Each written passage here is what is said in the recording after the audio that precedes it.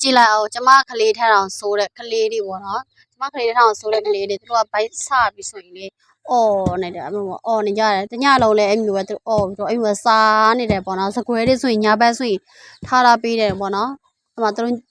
ညဘက်ဆိုရင်သူတို့ထားပေးတယ်သူတို့အစာအသစ်ဆိုရင်လေတအားကြိုက်တယ်အဲ့ဒီအညီစာဆိုလည်းသူတို့တအားကြိုက်တယ်အညီစာမစားရအောင်ဆိုရင်လူဘာကြိုက်စားတော့မယ်မျိုးပဲအဲ့ဒီအညီစာဆိုတအားကြိုက်တယ်အညီစာတွေကတခါကြိုက်ရင်သူတို့ညနဲ့မှလှေဝင်လာတယ်ဆိုရင်ပေါ့နော်အဲ့ဒီလှေတွေကငါးတွေကတိတ်ထားလာတော့မိုးလင်းစော်တိတ်ယူတော့လေငါးတွေကနည်းနည်းအနက်တွေမကောင်းဘူးဆိုရင်အဲ့ရေတွေပဲဆေးပြီးတော့သူတို့ကျွေးရတာပေါ့နော်သူတို့အညီစားလို့စင်းရင်သူတို့ဘယ်လိုပြောမလဲဥတာမှန်တော့ပေါ့အညီပြက်တဲ့ခါကြရင်တော့ဥတာမမှန်တော့ဘူးအဲ့လိုမျိုးတခါကြရင်လေအညီမစားရဘူးဆိုရင်လူကကြိုက်စားတော့မယ်မျိုးပဲသူတို့လေလူဝင်လာပြီးဆိုရင်အသေးအတန်လူနောက်မှစလာတောင်းတယ်အဲ့လောက်ထိဆိုတယ်အညီစားရတဲ့ခါကျရင်တော့သူတို့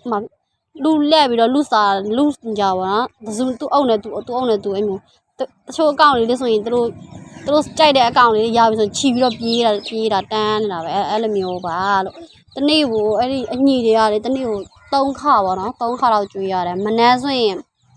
စောလေးတစ်ခေါက်ပေါ့နော်ဒါဆိုမနှမ်းစပြောရမှာပေါ့နော်မနှမ်းစပေါ့တစ်ခေါက်သူတို့စားတယ်သူတို့စားပြီးလို့ရှိရင်အဲ့ဒါနေလေပဲဆိုရင်12နာရီလောက်